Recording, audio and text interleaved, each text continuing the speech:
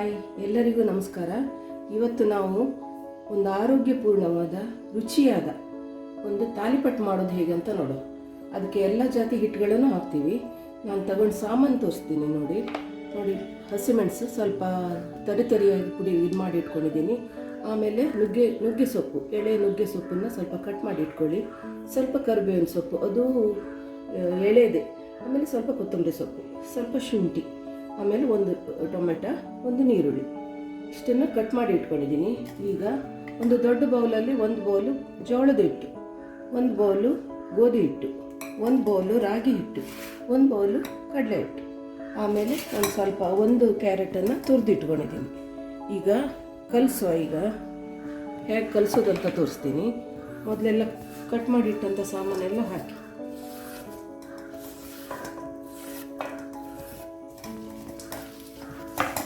ಸ್ವಲ್ಪ ಅದನ್ನು ಕೈಯಲ್ಲೇ ಮೆಲ್ಟ್ ಮಾಡ್ಕೊಳ್ಳಿ.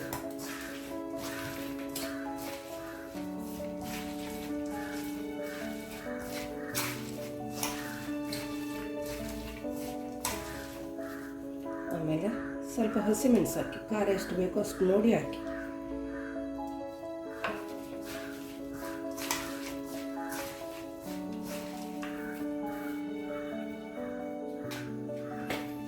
ಸ್ವಲ್ಪ ಉಪ್ಪು ಹಾಕೊಳ್ಳಿ, ರುಚಿಗೆ ಬೇಕಾದಷ್ಟು.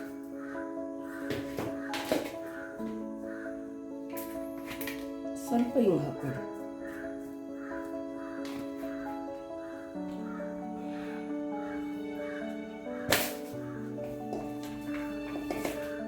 ಸ್ವಲ್ಪ ಅಜವಾನ ಈ ಥರ ಕೈಯಲ್ಲಿ ತಿಪ್ಪಿ ಹಾಕಿ, ಸ್ಮೆಲ್ ಚೆನ್ನಾಗಿ ಬರುತ್ತೆ ಆವಾಗ.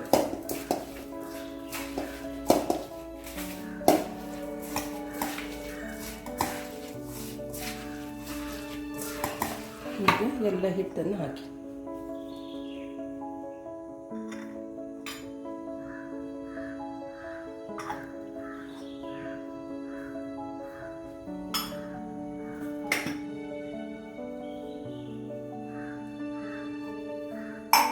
ಚೆನ್ನಾಗಿ ಕಲಸಿ.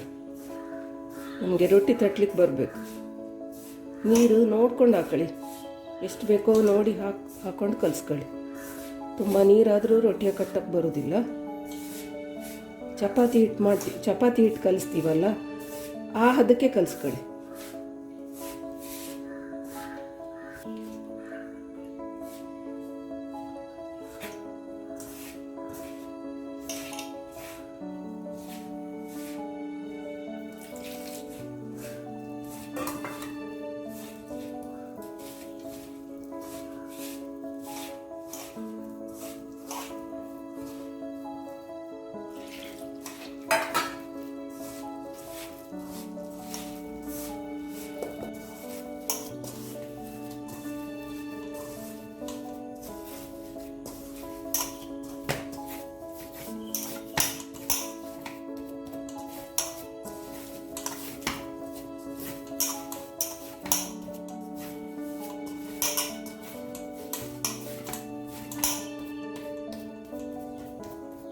ಈ ಥರ ಕತ್ಕೊಳ್ಳಿ. ಈಗ ಇದಕ್ಕೆ ಬೇಕಾಗಿದ್ದು ಚಟ್ನಿ ಮಾಡೋಣ. ಶೇಂಗಾ ಚಟ್ನಿ ಮತ್ತು ಪುಟಾಣಿ ಚಟ್ನಿ.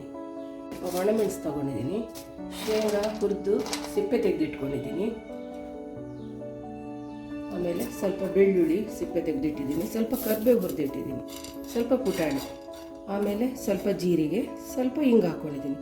ಹಿಂಗೆ ನಾವು ಯಾಕೆ ಹಾಕ್ತೀವಿ ಅಂದರೆ, ಯಾವುದೇ ನಾವು ಐಟಮ್ ಮಾಡುವಾಗಲೂ ಹಿಂಗೆ ಹಾಕಿದರೆ ಅದು ಬೇಗ ಹಾಳಾಗೋದಿಲ್ಲ.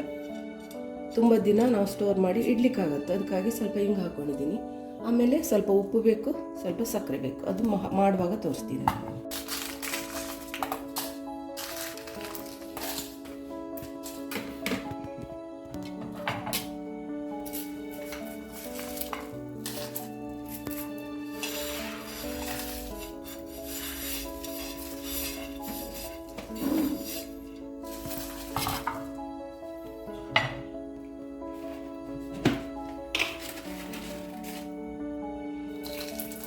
ಉಪ್ಪು ಹಾಕ್ಕೊಳ್ಳಿ, ರುಚಿಗೆ ಎಷ್ಟು ಬೇಕು. ಆಮೇಲೆ ಬೇಕಾದರೆ ನೋಡ್ಕೊಂಡು ಹಾಕ್ಕೊಳ್ಳಿ. ಮತ್ತು ಸ್ವಲ್ಪ ಶುಗರ್ ಹಾಕ್ಕೊಳ್ಳಿ. ಶೇಂಗಾ ಚಟ್ನಿ ಆಗಲಿ ಪುಟಾಣಿ ಚಟ್ನಿ ಆಗಲಿ ಒಂದು ಸ್ವಲ್ಪ ಸ್ವೀಟ್ ಸ್ವಲ್ಪ ಲೈಟಾಗಿ ಬರಬೇಕು. ಈಗ ಇದನ್ನು ಮಿಕ್ಸ್ ಮಾಡೋಣ. ಈಗ ಒಂದು ಅರ್ಧ ಕೊಬ್ಬರಿ ತಗೊಂಡಿದ್ದೀನಿ ನಾನು. ಇದನ್ನು ಮಿಕ್ಸಿಗೆ ಹಾಕಿ ಪುಡಿ ಮಾಡ್ಕೊಳ್ಳಿ.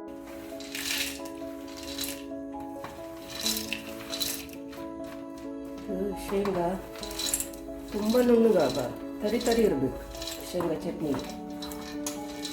ಅದಕ್ಕೆ ಫಸ್ಟೇ ಮೆಣಸು ಮತ್ತು ಕೊಬ್ಬರಿನೆಲ್ಲ ಕರೆಕ್ಟಾಗಿ ತುರಿದಿಟ್ಕೊಳ್ಬೇಕು. ಸ್ವಲ್ಪ ಖಾರ ಹಾಕಿ, ರುಬ್ಬಿದ ಮಸಾಲೆ ಹಾಕಿ ರುಬ್ಬಿದ ಖಾರ ಇದೆಲ್ಲ ಸ್ವಲ್ಪ ಹಾಕಿ, ಸ್ವಲ್ಪ ತೆಂಗಿನ ತುರಿನೂ ಹಾಕಿ,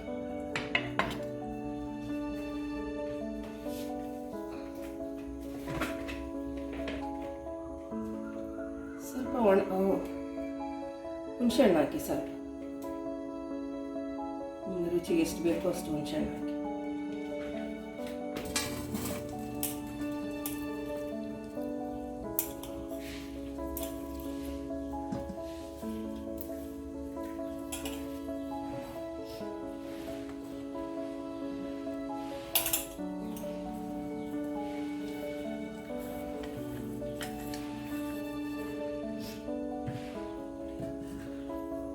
ಘಮ ಪರಿಮಳ ಬರ್ತಾ ಇದೆ. ಶೇಂಗಾ ಚಟ್ನಿ ರೆಡಿಯಾಗಿದೆ. ನೀವು ಇದನ್ನು ತಾಳಿಪಟ್ಟ ಆಯಿತು, ಚಪಾತಿ, ದೋಸೆ, ಇಡ್ಲಿ ಯಾವುದಕ್ಕೂ ಹಾಕೊಂಡು ತಿನ್ಬೋದು. ತುಂಬ ಟೇಸ್ಟ್ ಆಗುತ್ತೆ. ಪುಟಾಣಿ ಚಟ್ನಿ ಪುಡಿ ನಾವು ಮಾಡೋದು ಅಂತ ನೋಡೋಣ.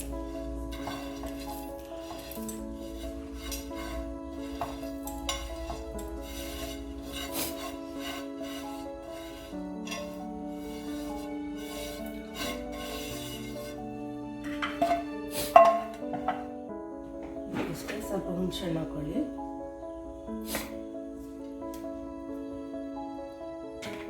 ಹುಳಿ ನಿಮಗೆ ಎಷ್ಟು ಬೇಕೋ ಆ ಟೇಸ್ಟಿಗೆ ಸರಿಯಾಗಿ ಹಾಕಿ. ಸ್ವಲ್ಪ ಜಾಸ್ತಿ ಬೇಕಾದರೆ ಜಾಸ್ತಿ ಹಾಕಿ, ಇಲ್ಲ ಒಂದು ಸ್ವಲ್ಪ ಕಡಿಮೆನೇ ಇದ್ರೂ ಚೆನ್ನಾಗಿ ಒಳ್ಳೆಯದಾಗುತ್ತೆ. ನಾನು ನೋಡಿ ಇಷ್ಟ ಹಾಕಿದ್ದೆ.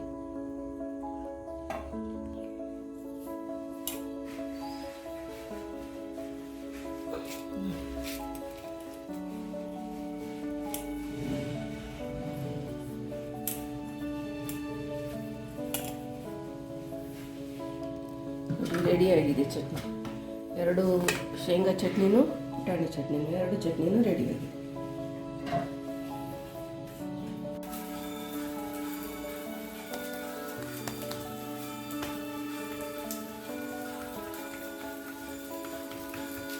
ತೆಳುವಾಗಿ ಲಟ್ಸ್ಕೊಳ್ಳಿ. ಬಾಳೆ ಎಲೆನೇ ಬೇಕಂತಿಲ್ಲ, ಪ್ಲಾಸ್ಟಿಕ್ ಹಾಳೆ ಮೇಲೂ ತಟ್ಟಬೋದು.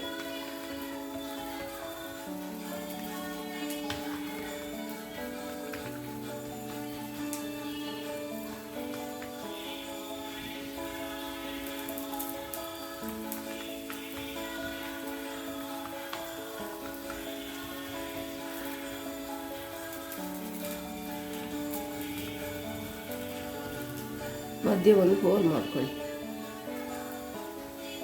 ಎಣ್ಣೆ ಹಾಕಿದರೆ ಎಲ್ಲ ಕಡೆನೂ ಕೆಳಗೆ ಎಲ್ಲ ಸ್ಪ್ರೆಡ್ ಆಗುತ್ತೆ.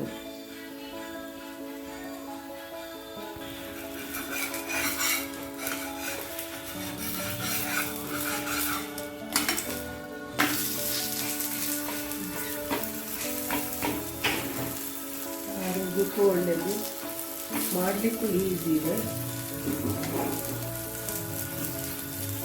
ತಿನ್ನಲಿಕ್ಕೂ ಟೇಸ್ಟಿ ಇದೆ.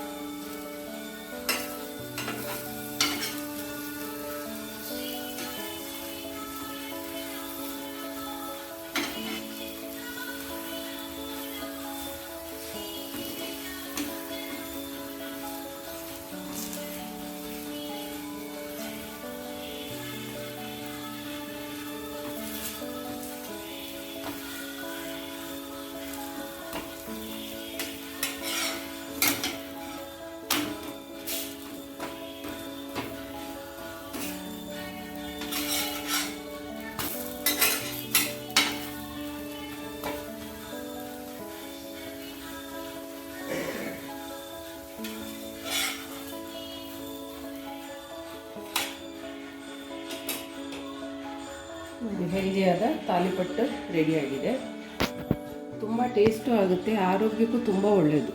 ಈ ಶೇಂಗಾ ಚಟ್ನಿ ಮತ್ತು ಪುಟಾಣಿ ಚಟ್ನಿ ಮೊಸರು ಜೊತೆ ಸೇರಿಸಿ ತಿಂದರೆ ನೋಡಿ ತುಂಬ ಟೇಸ್ಟ್ ಆಗುತ್ತೆ, ತುಂಬ ಟೇಸ್ಟ್ ಆಗುತ್ತೆ. ಒಂದು ಸಲ ನೀವು ಮಾಡಿ ನೋಡಿ, ಮಾಡಿದರೆ ಪದೇ ಪದೇ ಯಾವಾಗಲೂ ಮಾಡ್ತಾ ಇರ್ತೀರ, ಅಷ್ಟೇ ಹೆಲ್ದಿಯಾಗಿದೆ. ನಮ್ಮ ಚಾನಲನ್ನು ಯಾರು ಸಬ್ಸ್ಕ್ರೈಬ್ ಮಾಡ್ಕೊಳ್ಳಿಲ್ಲ, ಪ್ಲೀಸ್ ಸಬ್ಸ್ಕ್ರೈಬ್ ಮಾಡ್ಕೊಳ್ಳಿ. ನೀವು ಸಬ್ಸ್ಕ್ರೈಬ್ ಮಾಡ್ಕೊಳ್ಳೋದ್ರಿಂದ ಇನ್ನೂ ನಮಗೆ ಒಳ್ಳೆ ಅಡುಗೆಯನ್ನು ಮಾಡಿ ತೋರಿಸ್ಬೇಕನ್ನೋ ಇಂಟ್ರೆಸ್ಟ್ ಜಾಸ್ತಿ ಆಗುತ್ತೆ. ಅದರಿಂದ ಪ್ಲೀಸ್ ಸಬ್ಸ್ಕ್ರೈಬ್ ಮಾಡಿಸ್ಕೊಳ್ಳಿ.